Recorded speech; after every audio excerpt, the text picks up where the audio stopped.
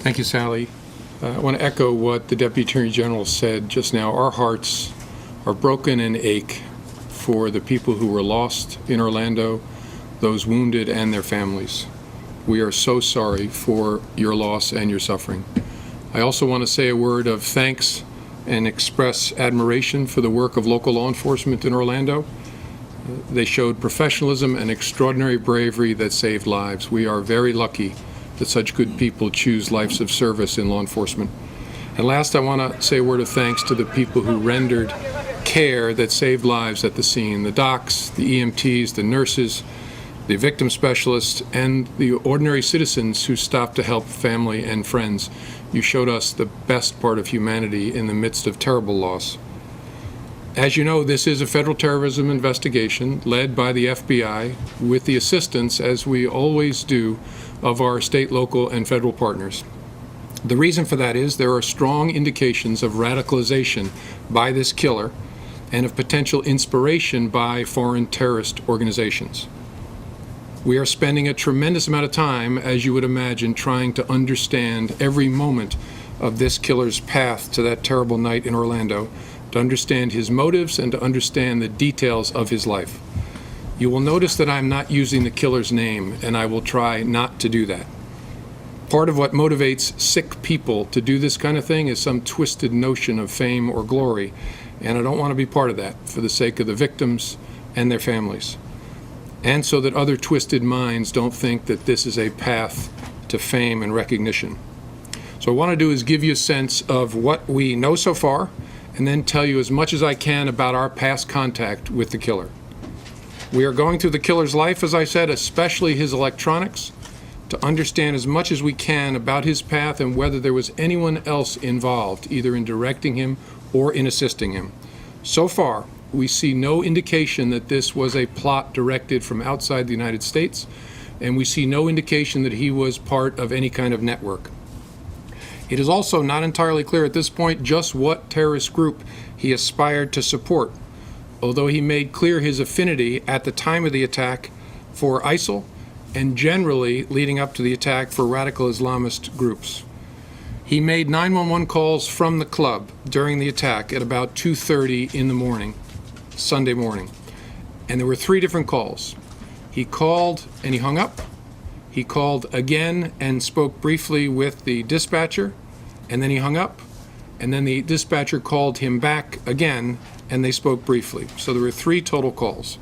During the calls, he said he was doing this for the leader of ISIL, who he named and pledged loyalty to, but he also appeared to claim solidarity with the perpetrators of the Boston Marathon bombing and solidarity with a Florida man who died as a suicide bomber in Syria for al-Nusra Front, a group in conflict with the so-called Islamic State.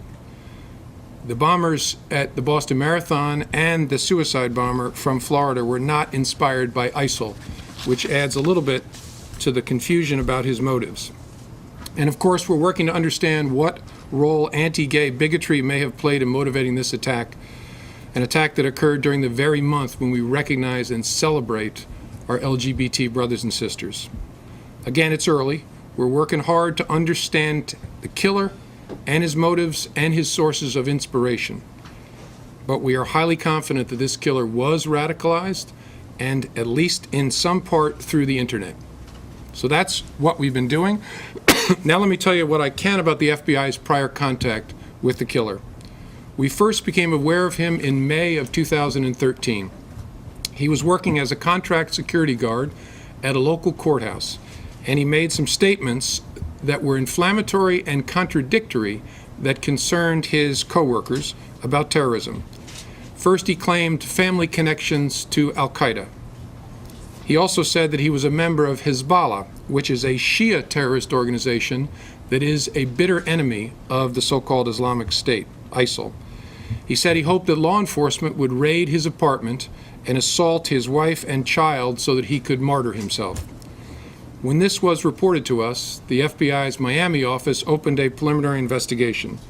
And over the next 10 months, we attempted to determine whether he was possibly a terrorist, something we do in hundreds and hundreds of cases all across the country. Our investigation involved introducing confidential sources to him, recording conversations with him, following him, reviewing transactional records from his communications, and searching all government holdings for any possible connections, any possible derogatory information. We then interviewed him twice. He admitted making the statements that his coworkers reported, but explained that he did it in anger because he thought his coworkers were discriminating against him and teasing him because he was Muslim. After 10 months of investigation, we closed the preliminary investigation. 2 months later, in July of 2014, the killer's name surfaced again in an indirect way. Our Miami office was investigating the Florida man who had blown himself up for the Nusra Front in Syria. Again, the Nusra Front being an al-Qaeda group in conflict with ISIL. And we learned from the investigation that the killer knew him casually from attending the same mosque in that area of Florida. But our investigation turned up no ties of any consequence between the two of them. In the course of that investigation, one witness told us, when asked, do you know anybody else who might be radicalizing, that he had once been concerned about the killer because the killer had mentioned Alaki videos. But the witness had concluded that he later got married and had a child and got a job as a security guard, and so he was no longer concerned about him. Our investigation again turned and interviewed the killer to find out whether he had any significant contacts with the suicide bomber for al-Nusra, determined that he did not, and then the inquiry continued, focusing on the suicide bomber with no further focus on the Orlando killer. We will continue to look forward in this investigation and backward. We will leave no stone unturned, and we will work all day and all night to understand the path to that terrible night. We're also going to look hard at our own work to see whether there is something we should have done differently. So far, the honest answer is, I don't think so. I don't see anything in reviewing our work that our agents should have done differently, but we'll look at it in an open and honest way and be transparent about it. Our work is very challenging. We are looking for needles in a nationwide haystack, but we're also called upon to figure out which pieces of hay might someday become needles. That is hard work. If we can find a way to do that better, we will. We will also do our best to be transparent about what we find going forward, consistent with our need to do an investigation in a good way, but we will tell you as much as we possibly can. And let me close by saying something I have said before. We know that this killing is upsetting to all Americans.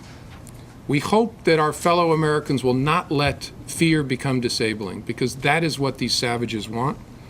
We hope that instead you will channel this sense of anxiety into something more positive, which is an awareness of your surroundings and the seeking of opportunities to help your fellow Americans, as we saw with the tremendous lines of people giving blood in Orlando. If you channel that anxiety into awareness, you can live your life and allow those of us who are paid to investigate and to stop terrorists to do that work while you live the full life that this great country offers you.